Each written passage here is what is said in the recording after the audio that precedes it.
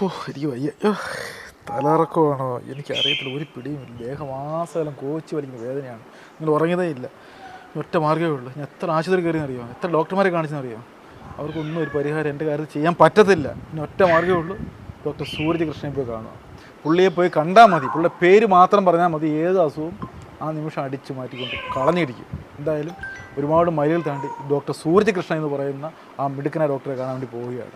ഇനി അദ്ദേഹം അവിടെ ഉണ്ടോ, തിരക്കിലാണോ, ടോക്കൺ ഒന്നും എടുത്തിട്ടില്ല. സാധാരണ ആഴ്ചകൾക്ക് മുമ്പേ ടോക്കൺ എടുക്കണമെന്നൊക്കെയാണ് പറഞ്ഞേക്കുന്നത്. എന്തായാലും ടോക്കൺ എടുക്കാതെ ഒരു പരിചയമുണ്ട്, ആ പരിചയത്തിൻ്റെ പുറത്ത് ഞാൻ നേരെ സൂരജ് കൃഷ്ണ തിരക്കി പോവുകയാണ്. അങ്ങനെ തിരക്കി അദ്ദേഹത്തിൻ്റെ ആ വീട്ടിലെത്തിയിരിക്കുവാണ്. ഇതാണ് ഡോക്ടർ സൂരജ് കൃഷ്ണ എന്ന് പറയുന്നത്. വെണ്ടയ്ക്ക് അക്ഷരത്തെ എഴുതി വെച്ചത് കണ്ടില്ലയോ, ഡോക്ടർ സൂരജ് കൃഷ്ണ SR. അപ്പോൾ ഇനി അദ്ദേഹം ആരെങ്കിലും പരിശോധിച്ചിട്ടിരിക്കുവാണോ, തിരക്കാണോ ഒന്നും അറിയത്തില്ല. ഞാനിതിൽ വാതിലൊന്ന് മുട്ടാൻ പോവുകയാണ്. ഹലോ ചേട്ടാ, ഡോക്ടറുണ്ടോ? ഡോക്ടറുണ്ടാകത്ത്? നമസ്കാരം ചേട്ടാ. ഒരു കണ്ടോളൂ. ഡോക്ടർ ഉണ്ടാകത്ത്? പിന്നെ നിങ്ങൾക്ക് കാണാമല്ലോ, നിങ്ങളാണല്ലോ ആ ഡോക്ടറെ വെളിയിലോട്ട് അറിയിച്ചത്. അപ്പോൾ ഞാൻ ഒന്ന് പരിചയപ്പെടുത്തുന്നത്, പുള്ളിക്ക് ഒരു വിഷയം അറിയണമെന്നില്ല. മോനെ, നമ്മുടെ ബിനോയ് ഭായിയാണ്. മോനെ അറിയാമല്ലോ, മോനെന്നുള്ള ഒരു ഡോക്ടറെ വെളിയിലോട്ട് കൊണ്ടുവന്ന ഇദ്ദേഹത്തിൻ്റെ ചാനലിലൂടെയാണല്ലോ, മാസ്റ്റർ ബ്രെയിനിലൂടെയാണ്. മാസ്റ്റർ ബ്രെയിനാണ് ആദ്യമായിട്ട് ഡോക്ടർ സൂരജ് കൃഷ്ണ എന്ന് പറയുന്ന വ്യക്തി ആരായിരുന്നെന്നും എന്തായിരുന്നെന്നും അദ്ദേഹത്തിൻ്റെ അംബീഷൻ എന്തായിരുന്നെന്നും ഉള്ള എല്ലാ കാര്യങ്ങളെല്ലാം കൊണ്ടുവന്നത് നിങ്ങളാണ്. പക്ഷേ അദ്ദേഹത്തിൻ്റെ ശരീരം ഈ ഭൂമി വിട്ട് പോയിട്ടും ഇന്നും അദ്ദേഹം ആ ഡോക്ടറിൻ്റെ ജോലി ചെയ്യുന്നു എന്നുള്ളതാണ്. അപ്പോൾ ഞാനൊന്ന് സംസാരിച്ചോട്ടെ സുല്ലേട്ടാ? തീർച്ചയായിട്ടും. അപ്പോൾ എന്നെ മനസ്സിലായോ, സൂരജിനെ മനസ്സിലായോ? അന്ന് പക്ഷെ നമ്മൾ പരിചയപ്പെട്ടില്ല. അന്ന് അച്ഛൻ്റെ വിഷമവും സങ്കടവും എല്ലാം കണ്ട് ആ ഒരു വീഡിയോ മാത്രം എടുത്തത്. പക്ഷേ സൂരജ് എനിക്ക് അടുത്ത് പരിചയപ്പെടാൻ പറ്റിയില്ല. പക്ഷേ ഇപ്പോൾ അത് യാഥാർത്ഥ്യമായിരിക്കും അല്ലേ? ഇപ്പോൾ ഒരുപാട് ആൾക്കാർ നോക്കുന്നുണ്ടല്ലേ? എത്ര പേര് നോക്കിയെന്ന് എല്ലാം കൃത്യമായിട്ട് അറിയുന്നുണ്ട്. ഇപ്പോൾ ഈ വീട്ടിൽ തന്നെ ഉണ്ടെന്നല്ലേ? ഇവിടെ എല്ലാം അതിന്റെ പ്രസൻസ് അറിയപ്പെടുന്നുണ്ട്. ഇപ്പൊ ശരിക്കും ആള് വന്നു ഇവിടെ ഉണ്ട്. അതിന്റെ പ്രസൻസ് പോകുന്നതിന് മുമ്പ് നിങ്ങൾക്ക് ഈ ഫ്രിഡ്ജിൽ കാണാൻ പറ്റും. ഈ ഫ്രിഡ്ജിൽ ലൈറ്റ് ഓട്ടോമാറ്റിക്കായിട്ട് കത്തും. ഇദ്ദേഹത്തിന്റെ പ്രസൻസ്. അപ്പൊ ഞാൻ ഒരു കാര്യം പറഞ്ഞിട്ട് നിർത്തിയാം. അപ്പൊ ശരിക്കും പറഞ്ഞാൽ സൂരജ് കൃഷ്ണ എന്താണ്, ആരാണെന്ന് പഴയ വീഡിയോ കണ്ടവർക്ക് മനസ്സിലാക്കാൻ പറ്റും. സൂരജ് കൃഷ്ണ ഇന്നിപ്പോൾ നമ്മോടൊപ്പം ഇല്ല. അദ്ദേഹം ഡോക്ടറിന് പഠിക്കുമായിരുന്നു. ആ സമയത്ത് ചെറിയൊരു അസുഖം വന്ന് ഈ വീട്ടിൽ തന്നെ അദ്ദേഹം മരിച്ചു വീഴുകയാണ്. ഒരുപാട് സങ്കടമായിരുന്നു അച്ഛനും അമ്മയ്ക്കൊക്കെ. അതൊരു അസുഖമല്ല, അദ്ദേഹത്തിനൊരു ഈ അനൂറിസം, ബ്രെയിനകത്ത് ബ്ലഡ് ക്ലോട്ട് ഇത് ബൾജ് ചെയ്തിട്ട് പൊട്ടുന്ന പറയാൻ പറ്റത്തില്ല. ഒരു 5 ലക്ഷം പേർക്ക് ഒരാൾക്ക് വരുന്ന ഒരു അസുഖം അങ്ങനെ പറയാം. ഇവർ ഓമനിച്ച് വളർത്തിയ മകൻ പെട്ടെന്ന് ഒരു ദിവസം മരിച്ചു. എന്നാലോചിച്ച് നോക്കി, അച്ഛനും അമ്മയ്ക്കും ഭയങ്കര വിഷമാവത്തില്ല. വർഷങ്ങളോളം ദൈവം വേണ്ട എന്നൊക്കെ പറഞ്ഞ ഒരു താമസിയാണ്. അങ്ങനെ ദൈവത്തേക്ക് തള്ളി പറഞ്ഞൊരു വീഡിയോ ഒക്കെ നമ്മൾ ചെയ്തിട്ടുണ്ട്. ചുരുക്കി പറഞ്ഞാൽ അതിനുശേഷം ഡോക്ടറായിട്ട് ഈ സൂരജ് അങ്ങ് മാറുകയാണ്. ഒരുപാട് പേര് ആൾക്കാരെ വിളിക്കുന്നുണ്ട്. ഒരുപാട് പേര് ഈ സൂര്യൻ്റെ പേര് പറഞ്ഞു കഴിഞ്ഞാൽ അസുഖം മാറും എന്നൊക്കെയാണ് പറയുന്നത്. എന്തായാലും അതൊന്ന് അന്വേഷിക്കാൻ വേണ്ടിയാണ് ഞാൻ വന്നിരിക്കുന്നത്. സത്യമാണോ? സൂര്യൻ്റെ പേര് പറഞ്ഞാൽ മതിയോ? നമ്മൾ ഒരു പക്ഷേ ഈ വീഡിയോ ചെയ്തുകൊണ്ടിരിക്കുമ്പോൾ തന്നെ എനിക്ക് ഇതിൽ കോൾ വരും. സൂര്യൻ്റെ പേര് പറഞ്ഞാൽ അസുഖം മാറും, ഓർത്താൽ മതി. പേര് പറഞ്ഞാൽ മാത്രമല്ല, ഇദ്ദേഹത്തിൻ്റെ പേരിൽ നാമാവലി വരെ ഇറങ്ങിയിട്ടുണ്ട്. 108ന്റെ നാമാവലി. അത് വായിച്ച അസുഖം മാറിയവർ വരെയുണ്ട്. പിന്നെ പലരും ഇദ്ദേഹത്തിനെ അമ്മയെ വാ ചോദിക്കട്ടെ, ഒളിച്ചിരിക്കുന്നു. ഇതാണ് സൂരജിന്റെ ഡോക്ടറുടെ അമ്മ. പിന്നെന്താ വേണം? സാധാരണയായിട്ടേ ഈ മക്കളുമാര് മരിക്കുമ്പോഴത്തേക്ക് ഒരുപാട് പേര് സങ്കടപ്പെട്ടിരിക്കും. നിങ്ങളുടെ മുഖത്ത് നല്ല സന്തോഷമാണല്ലോ. സൂരജ് ഇപ്പോഴും ജീവിക്കുന്നുണ്ടല്ലേ നിങ്ങളോട്? അല്ലേ? തീർച്ചയായിട്ടും. നമ്മളോട് മാത്രമല്ല ജീവിക്കുന്നത്, അദ്ദേഹം ഒരുപാട് ആൾക്കാരുടെ വിഷമങ്ങൾ മാറ്റിക്കൊണ്ടിരിക്കുന്നു. ഡോക്ടറിന്റെ കടമ എന്ന് പറഞ്ഞാൽ വിഷമം മാറ്റുകയല്ലേ, ശാരീരികമായിട്ടും മാനസികമായിട്ടും. ഇദ്ദേഹം ഒരുപാട് പേരുടെ പറഞ്ഞറിയിക്കാൻ പറ്റാത്ത ആൾക്കാരുടെ വിഷമങ്ങൾ മാറ്റിക്കൊണ്ടിരിക്കുക. ഇത് യഥാർത്ഥം ഇവരുടെ വേഷം കണ്ടോ? സന്യാസ ജീവിതമാണ് രണ്ടുപേരും. കറുപ്പും ഒക്കെ ധരിച്ചാണ് ജീവിക്കുന്നത്. അദ്ദേഹത്തിന്റെ ഇഷ്ടപ്രകാരം നമ്മൾ തിരഞ്ഞെടുത്ത. ഇപ്പൊ സൂര്യ ഇപ്പൊ ഇതെല്ലാം കാണുന്നുണ്ടായിരിക്കുമോ? തീർച്ചയായിട്ടും ഉണ്ട്. ഇപ്പം ഞാൻ പറഞ്ഞല്ലോ നിങ്ങളോട്, നിങ്ങൾക്ക് അതിന്റെ പ്രസൻസ് ഇവിടെ കിട്ടും. അപ്പോൾ ഇത് നമ്മുടെ വിശ്വാസമാണ്. നമ്മൾ ഇതുവരെ അത് തെറ്റിയിട്ടില്ല ഈ നിമിഷം വരെ. അപ്പോൾ ഇതിപ്പോൾ ഞാൻ പോകുന്നതിന് മുമ്പ് എന്തായാലും സൂരജിന്റെ ഒരു പ്രസൻസ് വന്നു. സൗണ്ട് ഓട്ടോമാറ്റിക് സൗണ്ട് കേട്ടതാണ്.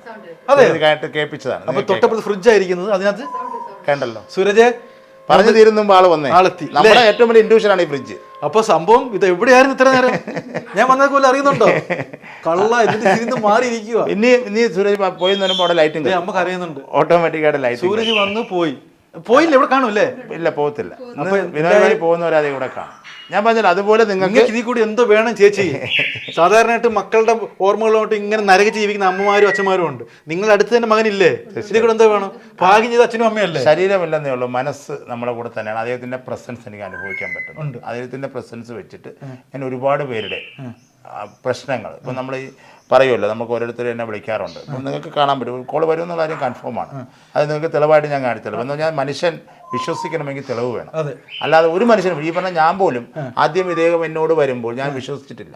ഇദ്ദേഹം എനിക്കൊന്ന് ഇൻഡ്യൂഷൻസ് തരുമായിരുന്നു, അച്ഛൻ ഇത് ചെയ്യണം അത് ചെയ്യണം. പക്ഷെ ഞാൻ വിശ്വസിച്ചില്ല. എനിക്ക് നമ്മൾ പച്ചയായ ഒരു മനുഷ്യരാണ്. പക്ഷെ പോകെ അതിൽ സത്യമുണ്ടെന്ന് അദ്ദേഹം തന്നെ തെളിയിച്ചു വന്നു.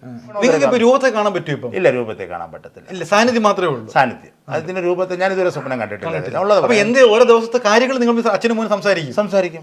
എന്നോട് വന്ന് പറയാറുണ്ട്, അച്ഛാ ഞാൻ ഇന്ന് ഇങ്ങനെയാണ് അല്ല ഇങ്ങനെയാണല്ലോ ഇൻഡ്യൂഷൻസ് എനിക്ക് ഇങ്ങനെ തന്നു. ഞാൻ പറയുന്നത് മരിച്ചുപോയ മകൻ അച്ഛനോട് സംസാരിക്കുന്ന കാര്യമാണ് അദ്ദേഹം പറയുന്നത്. അദ്ദേഹത്തിന് എന്തെങ്കിലും ആവശ്യമുണ്ടെങ്കിൽ ഇപ്പൊ നമ്മൾ ആ ഒരു സമാധിയിലോട്ട് പോകുന്ന സമയത്ത് അദ്ദേഹം നമ്മളടുത്ത് പറയും എനിക്ക് ഇന്ന് ഈ സാധനമാണ് വേണ്ടത്. നമ്മൾ പോണ വഴിക്ക് ഒരു ബേക്കറി സ്ഥിരമായിട്ടുണ്ട്, കഴിക്കുള്ള ആഹാരമൊക്കെ പറയും, കൊണ്ടുപോകും. അവൻ പറയും എനിക്ക് ഇന്ന് ഇത് വേണം, ബട്ടർ പെന്ന് വേണം, അല്ലെങ്കിൽ മിഠായി വേണം, അല്ലെങ്കിൽ ഇത് വേണം, അല്ലെങ്കിൽ ഇത് ഓട്ടോമാറ്റിക് അവിടെ വരുന്ന ആൾക്കാർ പറയുന്നത് സുല്ല ഭ്രാന്ത് പറയലെന്ന് പറയും. അത് കുഴപ്പമില്ല, പറഞ്ഞോട്ടെ. അനുഭവിച്ചറിയുന്നവർക്ക് അതിന്റെ കാര്യങ്ങൾ അറിയാൻ പറ്റും. ഇതൊക്കെ സത്യമാണോ ചേച്ചി പറയുന്നത്? അത് സത്യമാണ്. ഉണ്ടാക്കുന്ന ഒരു നാടകമാണോ ഇത്? എന്തിന് വിനോയ് ഭായി, വിമർശനോട് ചോദിക്കുകയാണ്. ഇല്ല, വിനോയ് ഭായി ഞാനൊരു കാര്യം ചോദിച്ചോട്ടെ, ഞാൻ എന്തിന് നാടകം ഉണ്ടാക്കണം? ഞാൻ ഇത് പ്രേക്ഷകർ ചോദിക്കുമ്പോൾ ഞാൻ ചോദിച്ചോട്ടെ, ഞാനൊരു പട്ടാളക്കാരനാണ്. ഞാനിപ്പോൾ ഒരു KMM വർക്ക് ചെയ്യുന്ന ഒരു ജീവനക്കാരനാണ്. എൻ്റെ ഇവിടുത്തെ ചുറ്റുപാട് നിങ്ങൾ കണ്ടു. എനിക്ക് ഈ ചുറ്റുപാടുകൾ ധാരാളമാണ് ജീവിക്കാൻ. എനിക്കൊരു മകനേ ഉള്ളൂ. അല്ല, ഒരു സമയത്ത് ഒറ്റ ചോദ്യം ചോദിക്കുവാണ്. ഒരു സമയത്ത് ദൈവമൊന്നും ഇല്ല, എനിക്ക് ദൈവത്തെ കാണണ്ട എന്ന് പറയുന്ന ഈ ശരീരത്തിലുള്ള പാട് വരുന്നുണ്ട്. കോള് വരുന്നുണ്ടല്ലോ, കട്ട് ചെയ്ത്. അപ്പൊ ഈ ദേഹത്ത് ശിവന്റെ ഉണ്ട്, ഞാൻ കാണിച്ചു തരാം.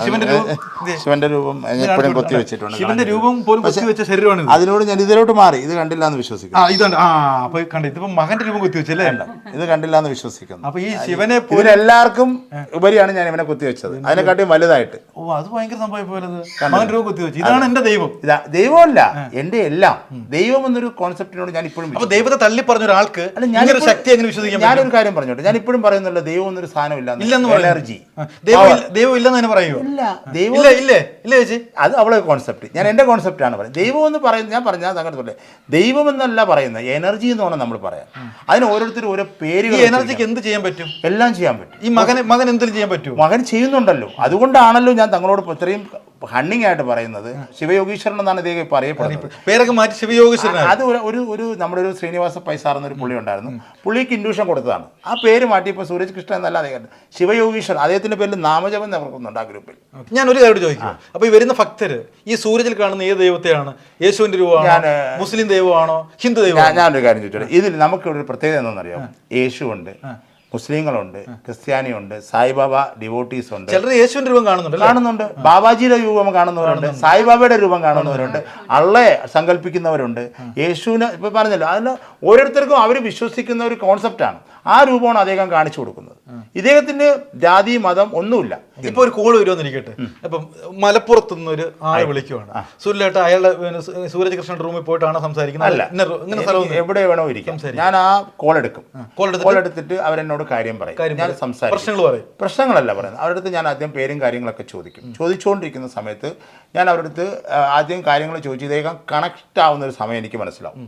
അപ്പോൾ ഞാൻ ഇവരുടെ അടുത്ത് പ്രശ്നം ചോദിച്ചു തുടങ്ങും. അപ്പോൾ പിന്നെ പ്രതികരിക്കുന്ന സുനിലല്ല, ഞാനല്ല, എൻ്റെ മൈൻഡ് ഒരു കാര്യം മനസ്സിലാക്കേണ്ട, ആത്മാക്കൾക്ക് ഒരിക്കലും നമ്മുടെ ദേഹത്ത് കടക്കാൻ പറ്റത്തില്ല. നമ്മുടെ മൈൻഡിനെ കൺട്രോൾ ചെയ്യാൻ പറ്റും. നമ്മുടെ മൈൻഡിനെ ഞാൻ ചോദിക്കുന്നത് ഈ പ്രശ്നങ്ങൾ പിന്നെ സംസാരിക്കുന്നത് അതാണ്. എൻ്റെ മൈൻഡ് അദ്ദേഹം കൺട്രോൾ ചെയ്യും. അതിലോട്ടാണ് വരുന്നത്. എൻ്റെ മൈൻഡ് അദ്ദേഹം കൺട്രോൾ ചെയ്തിട്ട് ഇവർക്കുള്ള ആൻസർ അദ്ദേഹം വന്ന് പറയുക.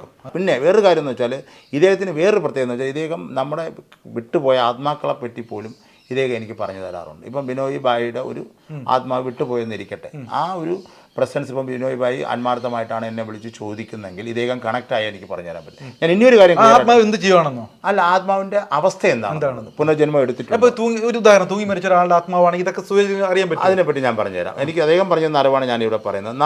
നമുക്ക് കിട്ടുന്ന ഒരു പവർ, നമുക്ക് യൂണിവേഴ്സിൽ തന്നിരിക്കുന്ന ഈ എനർജി നമ്മളായിട്ട് അതിനെ നശിപ്പിച്ച് കഴിഞ്ഞാൽ ഒരിക്കലും ആ ആത്മാവിന് ഉയർന്ന തലത്തിലോട്ട് എത്താൻ പറ്റത്തില്ല. അവരെ അവിടെ കാത്തിരിക്കുന്ന വളരെ ക്രൂരമായിട്ടുള്ള കാര്യങ്ങളായിരിക്കും. ഇദ്ദേഹം പറയുന്നത് ഒരു ഇരുട്ട് കണക്കുള്ള ഒരു സ്ഥലത്ത് ഇവർക്ക് എഴിക്കാൻ പോലും പറ്റാതെ മുട്ടുകുത്തി എഴിഞ്ഞുകൊണ്ടിരിക്കുമെന്നാണ് പറയുന്നത്. അത്ര ക്രൂരമായിട്ടുള്ളതായിരിക്കും ഇവർക്ക് അവിടെ കിട്ടുക. അതുകൊണ്ട് ഞാൻ ഇപ്പോഴും ഈ പ്രേക്ഷകരോട് പറയുന്നു, ദയവ് ചെയ്ത് നിങ്ങൾ ആരും ആത്മഹത്യയെപ്പറ്റി ചിന്തിക്കരുത്. ഈ സൂരജ് അങ്ങനെ പറഞ്ഞിട്ടുണ്ടോ?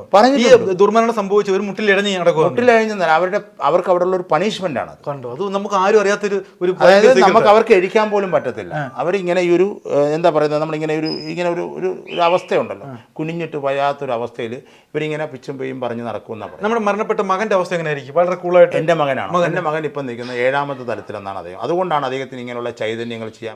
സൂരജ് ഇവിടെ വരുവാണെങ്കിൽ നിങ്ങൾക്ക് അനുഭവപ്പെടുന്ന സാന്നിധ്യം എന്തൊക്കെയാണ്? ദേഹം ഒന്നാമത് ഒരു കോരി പെരുക്കും, എനിക്ക് കോരിത്തെറിക്കും. പിന്നെ നമ്മുടെ ഈ ഫ്രിഡ്ജിൽ ലൈറ്റ് എത്തും. പിന്നെ എനിക്ക് ഇൻഡ്യൂഷൻസ് കിട്ടും. ചേച്ചിക്ക് എന്താ തോന്നുന്നത്? എന്താ ഫ്രിഡ്ജാണ് അറിയിപ്പ് വരുന്നത്? ദേഹത്ത് എന്തെങ്കിലും അത് ചേച്ചിക്കും ഉണ്ടാവും. പിന്നെ ഒരു നല്ല മണം വരുന്നുണ്ട്, ഒരു നല്ലൊരു പ്രത്യേക ഒരു മണം കാറ്റായിട്ട് വരുന്നുണ്ട്. അതൊക്കെ ഒരു സൂചനയാണ്. ഞാനിവിടെ ഉണ്ട്, ഇപ്പോഴും നമ്മൾ കഴിക്കുന്നതിന് മുമ്പ് അദ്ദേഹത്തിന് ആഹാരം വെച്ച് കൊടുക്കാറുണ്ട്. അദ്ദേഹം കഴിച്ചതിന് ശേഷമേ നമുക്ക് കഴിക്കുമ്പോൾ നമുക്കത് മനസ്സിലാവും. അദ്ദേഹം കഴിച്ചിട്ട് പോയെന്ന് ഇവിടെ കറക്റ്റാണ് പറയും, ചേട്ടാ അവ ഇവിടെ വരാത്ത ദിവസവും ഇവൾ എന്നെ വിളിച്ച് പറഞ്ഞു, ചേട്ടാ ഇന്ന് അവൻ കഴിക്കാൻ വന്നിട്ടില്ല. കാരണം അങ്ങനെയൊക്കെ ഇവർക്ക് സെൻസിങ് കിട്ടാറുണ്ട്. ഞാനിപ്പോൾ ഒരു പ്രതിസന്ധി നിൽക്കുവാണ്. ആ പ്രതിസന്ധി അതിജീവിച്ച് മുന്നോട്ട് പോകാൻ പറ്റുമോ ഇല്ലയോ എന്നൊന്ന് സൂരജിനോട് ചോദിക്കാം. കാര്യം അത് സക്സസ് ആവോ ഇല്ലയോ മാത്രം അറിഞ്ഞാൽ മതി. ഒരൊറ്റ മിനിറ്റ് എനിക്ക് വേണ്ടി മാത്രം. അത് സക്സസ് ആവും. ഞാൻ പറഞ്ഞില്ലേ, അദ്ദേഹം കണക്ട് ആയാൽ ഞാൻ പറഞ്ഞുതരും. അദ്ദേഹം കണക്ട് ആവണം. അദ്ദേഹം കണക്ട് ആവുമ്പോൾ നമുക്കൊന്ന് ട്രൈ ചെയ്ത് നോക്കാമെന്ന് ഞാൻ പറയുന്നുള്ളൂ. എനിക്കൊരു ഇൻഡ്യൂഷൻസ് തരുന്നത്, ചെറിയ രീതിയിലൊരു ഇൻഡ്യൂഷൻ കിട്ടിയ തങ്ങളുടെ വർക്ക് സംബന്ധമായ എന്തൊരു പ്രശ്നമായിട്ടാണ് കാണുന്നത്. അതിനെപ്പറ്റിയാണ് തങ്ങളിപ്പം ബോധറായിക്കൊണ്ടിരിക്കുന്നത് എന്നാണ് അദ്ദേഹം പറയുന്നത്. പക്ഷേ തങ്ങൾ ഉദ്ദേശിക്കുന്ന രീതിയിൽ കണക്ട് ആയോ?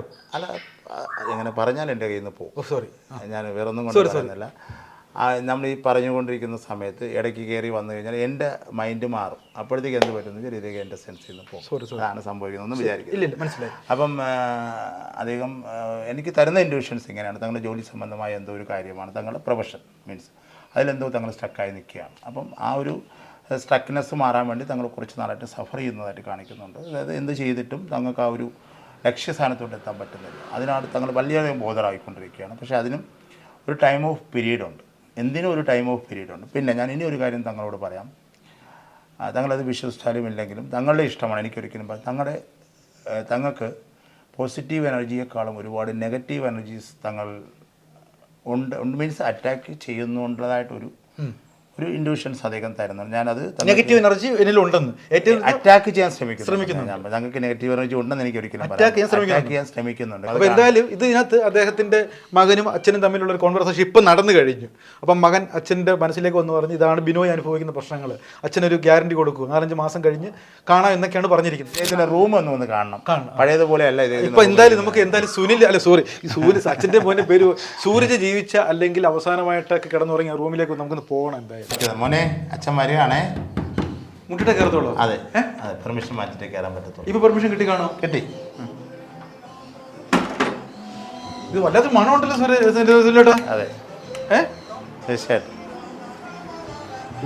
അന്ന് നിങ്ങളെ വന്ന് കണ്ടപ്പോഴുള്ള റൂമല്ല ഇത്. ഇവിടെ സൂര്യനെ കിടത്തേക്കും അല്ലേ? ഇത് ഞാൻ പറഞ്ഞല്ലോ തങ്ങളോട്, ഞാൻ കാശി പോയപ്പം അവിടുത്തെ ഗംഗയിൽ നിന്നും എനിക്ക് കിട്ടിയ ശിവലിംഗമാണിത്. ഇത് സൂരജ് തന്നെ പറഞ്ഞതാണ്. എന്നോട് പറഞ്ഞു, അച്ഛൻ കാശി പോകണം. അവിടെ നിന്ന് നമ്മൾ ഇന്നലെ ഒരു കല്ലിടൽ ചടങ്ങുണ്ടായിരുന്നു, ഞാൻ പറഞ്ഞായിരുന്നല്ലോ അദ്ദേഹത്തിൻ്റെ ശമ്പാലയിൽ. അവിടത്തേക്ക് ഒരു കല്ലും കിട്ടും എന്ന് പറഞ്ഞ്, കല്ല് കിട്ടുമെന്ന് പറഞ്ഞാണ് ഞാൻ പോകുന്നത്. ശിവലിംഗത്തിൻ്റെ കാര്യം എന്നോട് പറഞ്ഞിട്ടില്ല. അവിടെ ചെന്നപ്പം ഗംഗയിൽ മുങ്ങിയിരിക്കുമ്പോൾ എനിക്ക് ശിവലിംഗം കിട്ടി. അതിനുശേഷം അദ്ദേഹം എന്നെ രാമേശ്വരത്ത് പറഞ്ഞു വിട്ടു. അവിടുത്തെ കടലിൽ നിന്നും കിട്ടിയ നാഗവിഗ്രഹം സൂരജ് പറഞ്ഞിട്ടാ പോകുന്നത്. പോയിട്ട് അതിന്റെ ഇൻഡ്യൂഷൻ പ്രകാരമാണ് ഞാൻ പോകുന്നത്. പോയി എനിക്ക് കിട്ടിയതാണ്. അപ്പൊ എന്തായാലും നോക്ക്, സൂരജിന്റെ അദ്ദേഹത്തിന് വന്ന ഓണക്കോടിയൊക്കെ വന്ന് കിടക്കുന്നുണ്ടോ? അദ്ദേഹത്തിന് വന്ന ഓണക്കോടികൾ എല്ലാ സെറ്റപ്പും അവരിവിടെ കൊണ്ടിട്ടിട്ട് പോകുന്നതാണ്, നമ്മളൊന്നും ചെയ്യാറില്ല. അപ്പൊ എല്ലാ സെറ്റപ്പോടും സൂരജ് ഇവിടെ നാമാവലിയാണ്. ഞാൻ തങ്ങളോട് പറഞ്ഞിട്ടുണ്ട്, 108 നാമാവലി അദ്ദേഹത്തിന്റെ പേരിൽ ഇറങ്ങി. 108 നാമാവലി അദ്ദേഹത്തിന്റെ പേരിൽ ഇറങ്ങിയതാണ്. ഞാൻ 2 സെന്റൻസ് വായിച്ചു തരാം, നിങ്ങൾക്ക് വേണമെങ്കിൽ കേൾക്കാം. ഓം സൂരജ് കൃഷ്ണായ വിദ്മഹേ ശിവയോഗീശ്വരായ ധീമഹി തന്നോ ശിവസ്വരൂപ പ്രചോദയാം. ഒരു കാര്യം കൊണ്ട് നിങ്ങൾക്ക് കാണിച്ചു തരാം. ഞാൻ ഇതുവരെ ഒരു വീഡിയോയ്ക്കും കൊടുക്കാത്തതാണ്. എക്സ്ക്ലൂസീവ് ഞാൻ കാണിച്ചു തരാം. ഞാൻ ഇദ്ദേഹത്തിൻ്റെ എനർജി സെൻസ് ചെയ്യുന്ന കാര്യം കാണിച്ചു തരാം. അത് ഈ ശിവയോഗീശ്വരൻ്റെ എനർജി. ഞാനിവിടെ നിന്നാണ് മെഡിറ്റേഷൻ ചെയ്യുന്നത്.